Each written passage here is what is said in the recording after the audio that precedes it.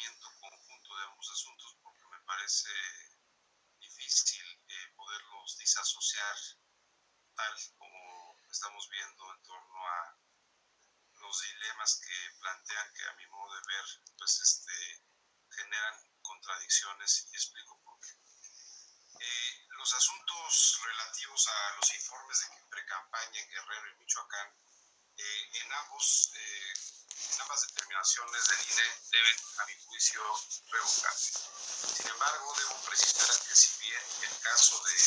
Michoacán coincido en todos sus términos con el proyecto, me separo del que corresponde al estado de Guerrero. Desde mi perspectiva, en ambos asuntos estamos enfrentando un supuesto fáctico que resulta evidente, y es que tanto en Michoacán como en Guerrero la autoridad injustamente desestimó que el partido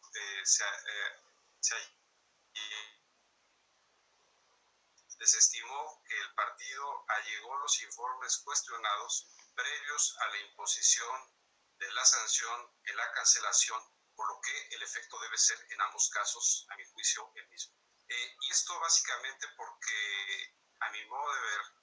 se proponen tratos diferentes a casos muy similares. Tardíamente es cierto, pero siguiendo la línea jurisprudencial de esta sala superior que delinea el proyecto de los asuntos de Michoacán, la presentación de esa documentación resultaría suficiente para no actualizar el supuesto normativo de omisión en la presentación, sino uno diverso, que es el de entrega extemporánea, igualmente sancionable, pero evidentemente con otros alcances. Aquí quiero advertir, como jueces constitucionales, aquí estamos obligados a analizar lo que se debe dar a la luz del expediente y conforme al marco jurídico, exclusivamente. De tal suerte que la temática de estos asuntos es, a mi juicio, de la mayor relevancia, pues comprende la posible actualización de una hipótesis normativa que trae aparejada una de las sanciones de mayor trascendencia en la materia electoral, como es la negativa o cancelación de registro a un cargo de elección popular. O sea, una causal de suspensión del derecho al voto pasivo. La disposición de la sanción de las sanciones de mayor impacto en cuanto al derecho político, así como incluso la validez de la elección por parte del legislador, nos puede dar una idea de la finalidad y el máximo valor constitucional de nuestro marco normativo al pretender alcanzar con la efectiva revisión de los ingresos y gastos, las normas y los participantes en la elección de las autoridades constitucionales. Disculpe.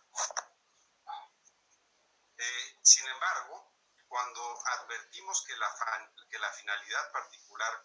que buscó el constituyente en la reforma electoral de febrero de 2014 fue la de evitar y combatir que las contiendas electorales se contaminaran con los recursos de procedencia ilícita, frente a un problema evidente que aqueja a nuestro país, podemos advertir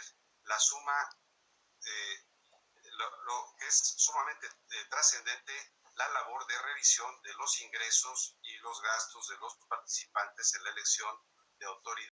oficioso en materia de fiscalización para el caso Guerrero. Aun y cuando durante la revisión de los informes la unidad técnica detectó que diversos aspirantes a la gobernatura habían realizado actos de precampaña que no habían sido reportados, los hallazgos fueron comunicados únicamente a Morena para que subsanara la omisión, pero la autoridad no requirió a los sujetos implicados. No podemos hablar de una imposibilidad de identificar a los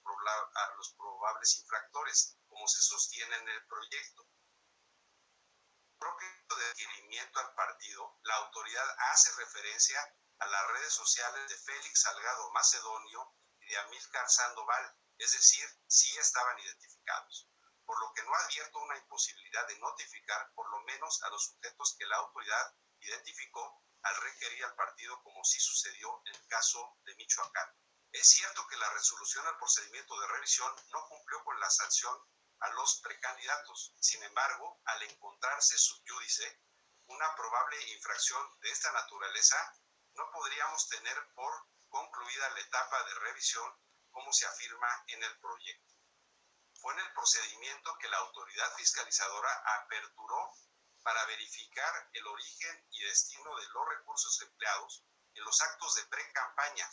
cuando finalmente los precandidatos tuvieron la oportunidad de conocer las razones de la autoridad para imputarles la comisión de actos. La lectura me aparto por consideraciones que las y los procedimiento de revisión, sino únicamente al partido, adhiriendo a que estos no se encontraban registrados en el sistema. Aquí me parece que es claro que hay un vicio de petición de principio, pues no podrían los sujetos afectados emitir sus reportes a sabiendas que no están habilitados para utilizar el sistema, toda vez que la propia autoridad es sabedora que al no presentar el carácter de precandidaturas, pues no tendrían esa capacidad de hacerlo. En principio considero que se está haciendo una lectura errada al acuerdo 18-2020, o yo no diría solo errada, parcial al artículo,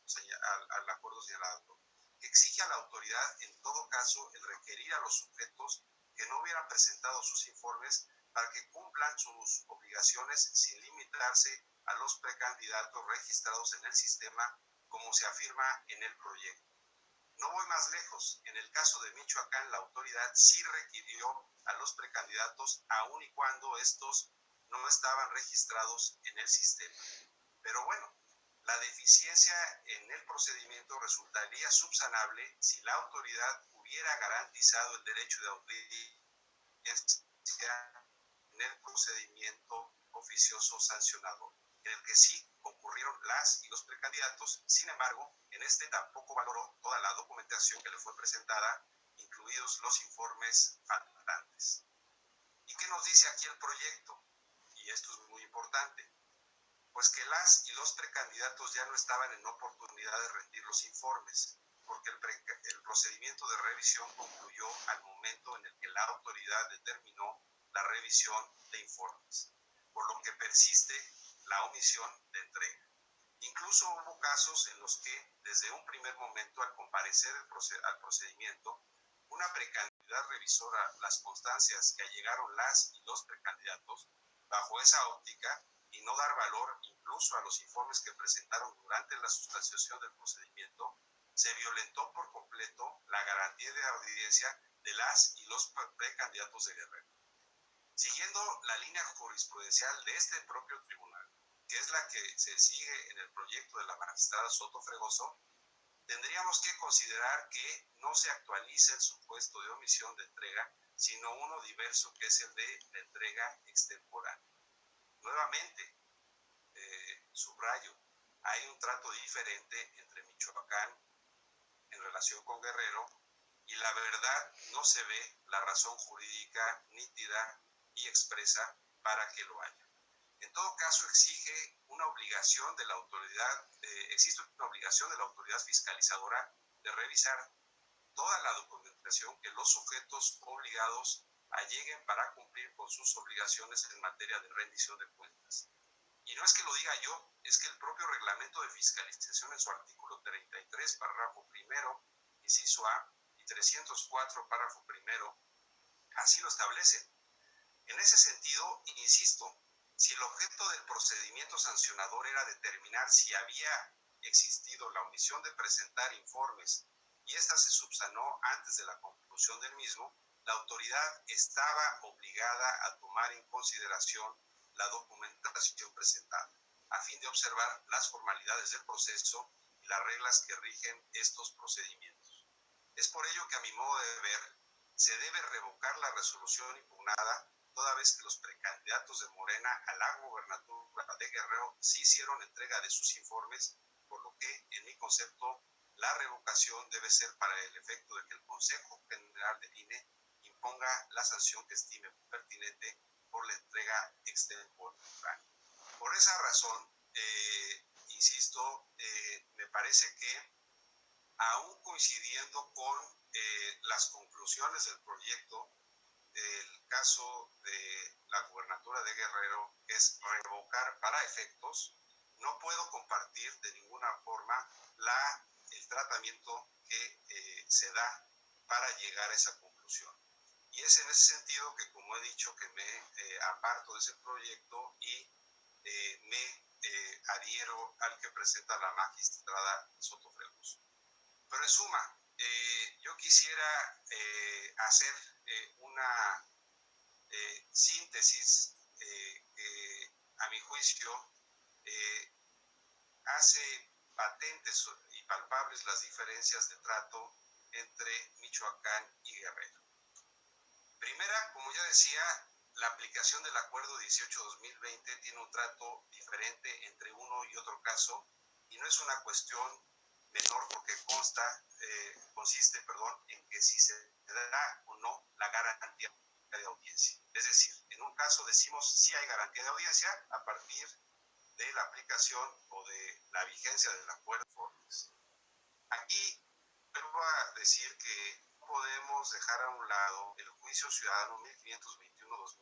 1521-2016 y el RAP 198 del mismo año, que es el caso de Zacatecas del entonces candidato David Monreal. Y esto porque este mismo tribunal, ya se había pronunciado con la validez de informes presentados fuera de tiempo. Y esa es una corriente y esa es una línea que este tribunal ha admitido. En consecuencia, en el caso Guerrero no se puede alegar que la razón de no aceptar el carácter extemporáneo es por una razón meramente técnica, que es que uno es un informe ordinario y el otro es un informe oficioso. Es decir, estamos haciendo depender el ejercicio de garantías de derechos fundamentales vinculadas con el debido proceso a una cuestión de nomenclatura y de procedimiento. Finalmente, no quiero dejar de señalar que materialmente del análisis conjunto de ambos proyectos, lo que se está concluyendo es que aun cuando se haga una interpretación conforme de los artículos 229, 495 y 456